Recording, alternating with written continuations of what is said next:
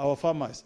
If you go to Australia, where they have the superannuation fund that takes care of people in retirement, you will find a judge there, a farmer will be in there, a trader will be in there. So everybody, when you retire, you go home with something from the superannuation fund that gives decent living in retirement to all citizens of Australia. Another example, Mr. Speaker, where we can borrow from is what happens in South Korea, Mr. Speaker.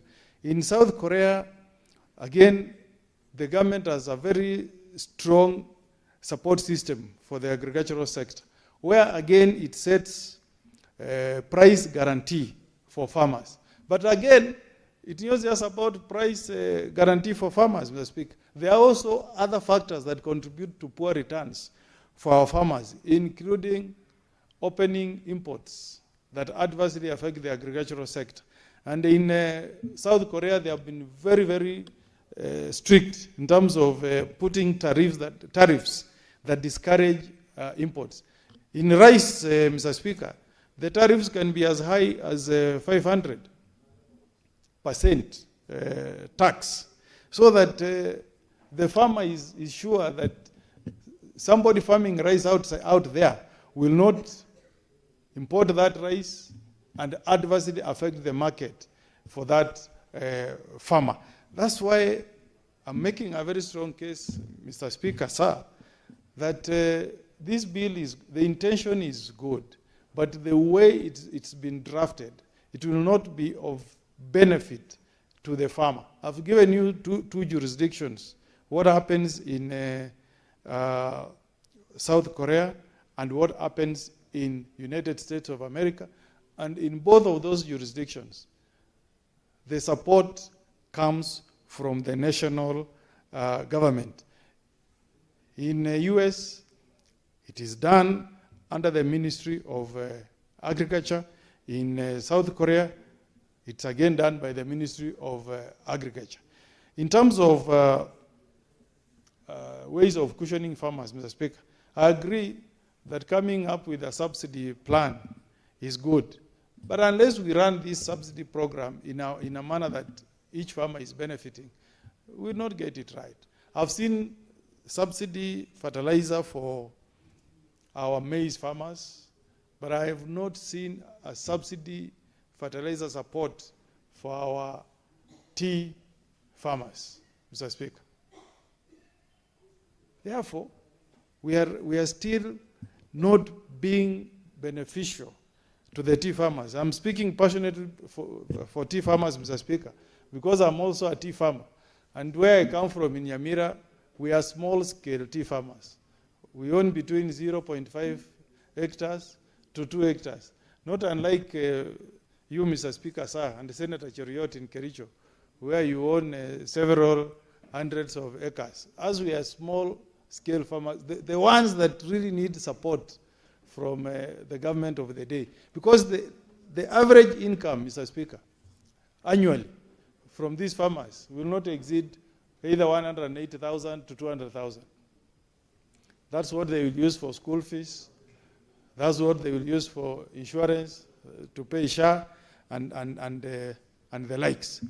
Going again to some of the proposals in this bill, I don't know how it can work, the way it's being proposed in Section 7, that the committee should be setting prices every 6 months. No, that leaves the price very unpredictable. The best way is to say, we set the price and leave it for several years. Like the next 5 years, the price should be known. For example, as I said, if we say tea is 66 shillings, that should be there for a while. I don't know whether you have been lucky to go to Ghana, where our former colleague is, I think he's the ambassador, if I'm not wrong, in Ghana. And you see the way the government of Ghana supports cocoa farmers in Ghana. The way they do it is by setting a minimum price. So I will plead with my colleagues that the intention is good. We need to support our farmers.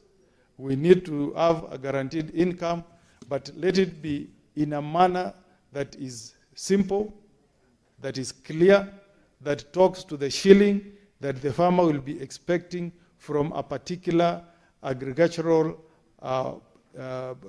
produce or crop. But if we leave it the way it's been drafted, Mr. Speaker, in this bill, we will not be solving the problem, and we will be passing the burden to our county governments, and they don't have the resources. I've seen that the president has proposed 450 billion as an allocation to the counties. A very good gesture, but still not enough, Mr. Speaker. Even if we gave them that money, it will not be enough, Mr. Speaker, for them to be able to pay farmers in terms of cushioning them for poor prices. So I support this bill with the rider that at the right time I'll be moving amendments to have clarity, to push this obligation to the national government and not to the county government, and if possible to have a proper board that will deal with issues of minimum guaranteed price returns for our farmers. With those remarks, Mr. Speaker, I support. Thank you, Senator Kongo Mogeni, Commissioner. Maybe for your information, in your contribution, you've made reference to where the leader of majority comes from, the county of Kericho as well as Bomet, to comprise large-scale tea farmers. You know,